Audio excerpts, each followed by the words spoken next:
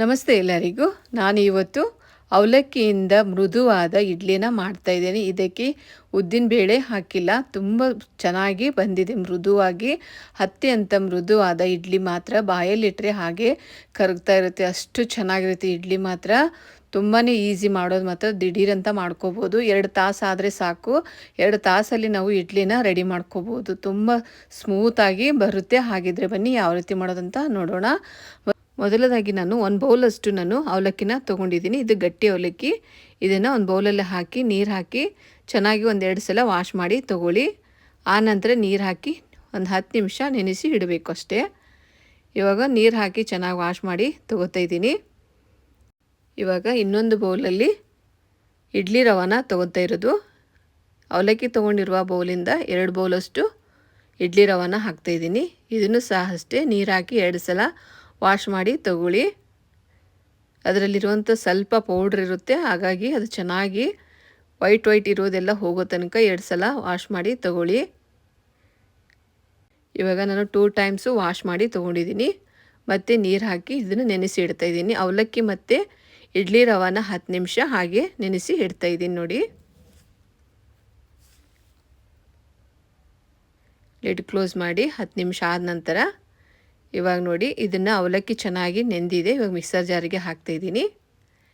ಅವಲಕ್ಕಿ ತೊಗೊಂಡಿರುವ ಬೌಲಿಂದ 1 ಬೌಲ್ ಆಗೋಷ್ಟು ಹಸಿ ಕೊಬ್ಬರಿನ ತೊಗೊಂಡಿದ್ದೀನಿ. ಮೇಲಿರುವಂಥ ಬ್ಲ್ಯಾಕ್ ಇರೋದನ್ನು ತೆಗೆದು ವೈಟ್ ಇರೋದನ್ನು ಮಾತ್ರ ಹಾಕಬೇಕು, ಹಸಿ ಕೊಬ್ಬರಿನ.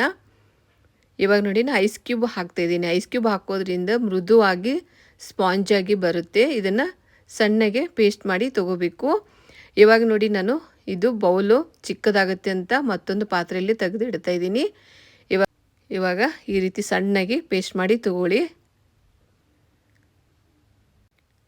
ಈ ಪಾತ್ರೆನೂ ಸಹ ಚಿಕ್ಕದಾಗುತ್ತೆ ಅಂತಂದೇಳಿ ನಾನು ಮತ್ತೆ ದೊಡ್ಡ ಸೈಜಿನ ಪಾತ್ರೆನ ತಗೊಂಡು ರವಾನ ಇದರಲ್ಲಿ ಹಾಕ್ತಾಯಿದ್ದೀನಿ. ಆದಷ್ಟು ದೊಡ್ಡ ಸೈಜಿಂದ ಪಾತ್ರೆನ ತಗೊಳ್ಳಿ. ಇವಾಗ ರುಬ್ಬಿರುವಂಥ ಪೇಸ್ಟನ್ನು ಇದಕ್ಕೆ ಹಾಕ್ತಾಯಿದ್ದೀನಿ ನೋಡಿ, ಅವಲಕ್ಕಿ ಮತ್ತು ಹಸಿ ಕೊಬ್ಬರಿನ. ಇವಾಗ ರುಚಿಗೆ ತಕ್ಕಷ್ಟು ಉಪ್ಪನ್ನು ಹಾಕಿ ಕರೆಕ್ಟಾಗಿ ಮಿಕ್ಸ್ ಮಾಡಿ ತಗೊಳ್ಳಿ. ಎಕ್ಸ್ಟ್ರಾ ನೀರನ್ನು ಹಾಕಬೇಡಿ. ಕರೆಕ್ಟಾಗಿ ಇದನ್ನು ಮಿಕ್ಸ್ ಮಾಡಿ ತಗೋತಿದ್ದೀನಿ.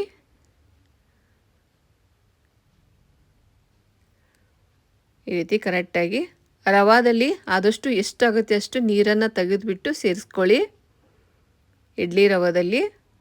ಇವಾಗ ನೋಡಿ, ಕರೆಕ್ಟಾಗಿ ಮಿಕ್ಸ್ ಆದ ನಂತರ ಇವಾಗ ನೋಡಿ, ನಾನು 1 ಬೌಲ್ ಆಗೋಷ್ಟು ಚಿರೋಟಿ ರವಾನ ಸ್ವಲ್ಪ ಹುರಿದು ಇದಕ್ಕೆ ಸೇರಿಸ್ತಾ ಇದ್ದೀನಿ. ಅರ್ಧ ಬೌಲಷ್ಟು ಮೊಸರನ್ನು ಸೇರಿಸ್ತಾಯಿದ್ದೀನಿ, ಗಟ್ಟಿ ಮೊಸರು. ಸ್ವಲ್ಪ ಹುಳಿ ಇದ್ದರೂ ಪರವಾಗಿಲ್ಲ, ತುಂಬ ಚೆನ್ನಾಗಾಗುತ್ತೆ.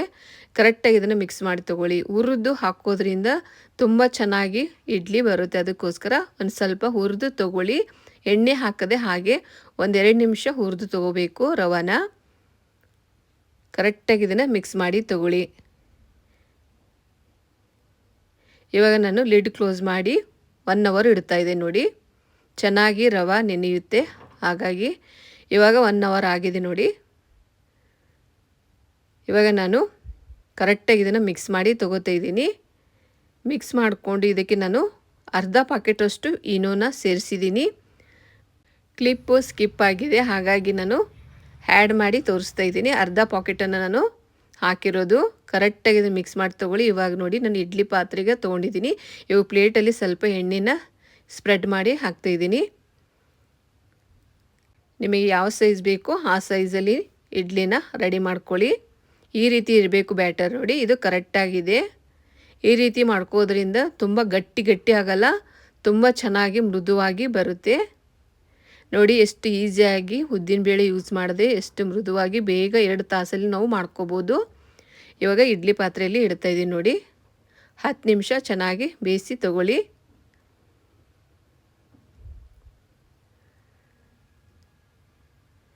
ಇವಾಗ ನೋಡಿ, 10 ನಿಮಿಷ ಆಗಿದೆ, ತೆಗಿತಾ ಇದ್ದೀನಿ. ಕರೆಕ್ಟಾಗಿ ಬೆಂದಿವೆ ನೋಡಿ, ಚೆಕ್ ಮಾಡಿ ನೋಡ್ಕೊಳ್ಳಿ.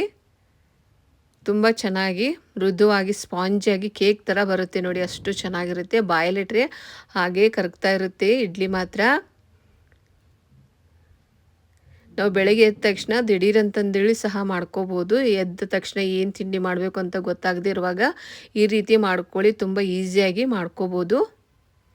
ನೀವು ಇನ್ನೂ ಹಾಕೋಕೆ ಇಷ್ಟ ಇಲ್ಲ ಅಂದರೂ ನೈಟ್ ಪೂರ್ತಿ ಇಟ್ಟು ಸಹ ನೀವು ಮಾಡ್ಕೋಬೋದು. ನೋಡಿ ಎಷ್ಟು ಚೆನ್ನಾಗಿ ಬಂದಿವೆ ಅಂತ. ತುಂಬ ಚೆನ್ನಾಗಿರುತ್ತೆ. ಬಿಸಿ ಬಿಸಿ ಇರುವಾಗಲೇ ತಿಂತಾ ಇರಬೇಕು. ಇದ್ರ ಜೊತೆ ಶೇಂಗಾ ಚಟ್ನಿ ಅಥವಾ ಟೊಮೆಟೊ ಚಟ್ನಿ ಇದ್ರಂತೂ ಸೂಪರ್ ಕಾಂಬಿನೇಷನ್ ಆಗಿರುತ್ತೆ. ಇವಾಗ ನಾನು ಶೇಂಗಾ ಚಟ್ನಿ ಜೋಡಿ ಸರ್ವ್ ಮಾಡಿದ್ದೀನಿ. ತುಂಬ ಚೆನ್ನಾಗಿ ಬರುತ್ತೆ. ಬಾಯಲ್ಲಿ ಇಟ್ಟರೆ ಹಾಗೆ ಕರಗ್ತಾ ಇರುತ್ತೆ ನೋಡಿ. ದಿಢೀರ್ ಅಂತಂದೇಳಿ ನಾವು ಮಾಡ್ಕೋಬೋದು. 2 ತಾಸಲ್ಲಿ ನಾವು ಇಡ್ಲಿನ ರೆಡಿ ಮಾಡ್ಕೋಬೋದು. ನೋಡಿ ಇವಾಗ ಎಷ್ಟು ಸ್ಪಾಂಜಿಯಾಗಿ ಬಂದಿದೆ ಅಂತ.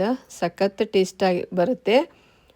ರುಬ್ಬುವಾಗ ಅವಲಕ್ಕಿ ಮತ್ತು ಕೊಬ್ಬರಿ ರುಬ್ಬುವಾಗ ಐಸ್ ಕ್ಯೂಬ್ ಹಾಕೋದ್ರಿಂದ ತುಂಬ ಸ್ಮೂತಾಗಿ ಬರುತ್ತೆ ನೋಡಿ. ನೀವು ಸಹ ಟ್ರೈ ಮಾಡಿ ನೋಡಿ. ತುಂಬ ಈಸಿಯಾಗಿ ಮಾಡ್ಕೋಬೋದು. ಬಾಯಲ್ಲಿಟ್ಟರೆ ಹಾಗೇ ಕರಗ್ತಾ ಇರುತ್ತೆ ಇಡ್ಲಿ ಮಾತ್ರ. ಅನಿಸೋದೇ ಇಲ್ಲ ನಾವು ಇದರಲ್ಲಿ ಉದ್ದಿನಬೇಳೆ ಬಳಸಿಲ್ಲ ಅಂತ. ಅಷ್ಟು ಚೆನ್ನಾಗಿ ಬರುತ್ತೆ. ಇವಾಗ ಕೆಲವರು ಉದ್ದಿನಬೇಳೆ ತಿನ್ನೋಲ್ಲ, ಅವರು ಈ ರೀತಿ ಮಾಡ್ಕೊಂಡು ತಿನ್ಬೋದು. ತುಂಬ ಈಸಿಯಾಗಿ ಮಾಡ್ಕೋಬೋದು. ಸಖತ್ ಟೇಸ್ಟ್ ಬರುತ್ತೆ. ತಿಂತಾ ಇದ್ದರೆ ನಾವು ಎಷ್ಟು ಇಡ್ಲಿ ತಿಂತಾ ಇದ್ದೇವೆ ಅಂತ ಗೊತ್ತೇ ಆಗಲ್ಲ. ಅಷ್ಟು ಚೆನ್ನಾಗಿರುತ್ತೆ ನೋಡಿ. ಟೇಸ್ಟು ಮಾತ್ರ ಅಷ್ಟೇ ಚೆನ್ನಾಗಿರುತ್ತೆ.